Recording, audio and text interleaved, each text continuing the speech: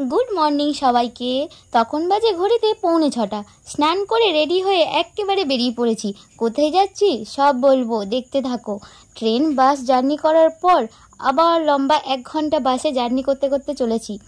আর আমাদের গন্তব্যস্থল ছিল নিউ টাউন বিশ্ববাংলা গেট। এই জায়গাটাকে নিশ্চয়ই সবাই চেনো। এখানেই একটা হলের মধ্যে আমাদের একাডেমি থেকে বিউটি এক্সপো ছিল। তো হলের সামনেটা দেখতেই পাচ্ছ। এই যে হলের ভিতরে ঢুকে গিয়েছি। সেই দিন এত গরম পড়েছিল, দেখো আমার চোখ মুখের কি যাতা অবস্থা। कर सकते हो फ्लिका के प्रोडक्ट से भी। तो मैं कोलकाता वालों से वार्म रिक्वेस्ट करती हूँ कि प्लीज़ आप मेरी मेहनत को सफल करो। যতই দেরি হোক এই সবগুলো দেখতে দেখতে আমরা কিন্তু আমাদের ম্যামের টাইমে ঠিকঠাক টাইমে পৌঁছাই। ম্যামের মেকওভারটা পুরোটাই দেখি। তারপর পুরো হলটা ঘুরে দেখছিলাম। জানো তো, এরকম বিউটি এক্সপোতে আমি ফার্স্ট টাইম এসেছি। তো এখানে আসার পর অনেক কিছু শিখতে পেরেছি, অনেক নতুন কিছু দেখতে পেরেছি। আর এরা হলো আমার ফ্রেন্ডস। বেশ মজা করেই কাটছিল দিনটা। আর জায়গাটা সবচেয়ে ভালো লেগেছে, একেবারে নতুন এক্সপিরিয়েন্স। এখানে অ্যাকচুয়ালি অনেক মেকআপ আর্টিস্ট, অনেক বিউটিশিয়ানস অনেকেই এসেছিলেন, যেগুলো তারা তাদের কাজ করে দেখাচ্ছিলেন। আর একটা ভিডিও দেখাই তোমাদের।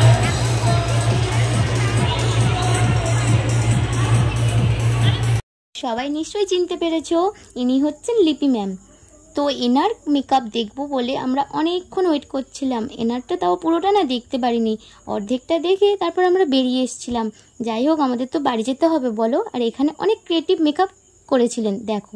আর এই যে লাইফে একটা পুরো অন্যরকম এক্সপিরিয়েন্স। আর সব কিছু সম্ভব হয়েছে আমাদের ম্যামের জন্য। তাই ম্যামকে অনেক থ্যাংক ইউ। এখানে আমি কিছু জিনিস কিনে নিচ্ছিলাম। ও, এর মাঝখানে আমরা লাঞ্চও করেছি একসাথে, সেটা তো তোমাদেরকে দেখানোই হয়নি। যাই হোক, চলো আমাদের ম্যামের সাথে তোমাদেরকে আলাপ করিয়ে দিই। ইনি হচ্ছেন আমাদের ম্যাম। কি কিউট লাগছে না ম্যামকে? অনেক দিন থেকে ভিডিওগুলো পড়েছিল, তো ভয়েস ওভার দিয়ে হয়েই উঠছিল না।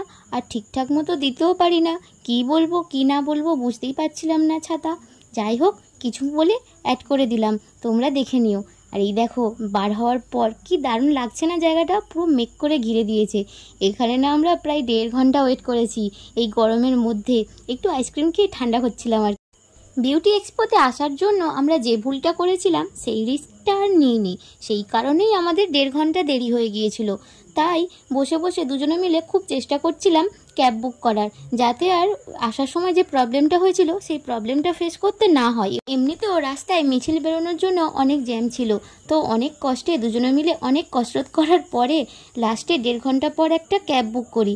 আর সেই ক্যাবে উঠতে না উঠতে ঝমঝম করে বৃষ্টি চলে আসে। তারপর দুজনে গল্প করতে করতে বাড়ি চলে আসি। দেখা হবে নেক্সট ব্লগে। টাটা।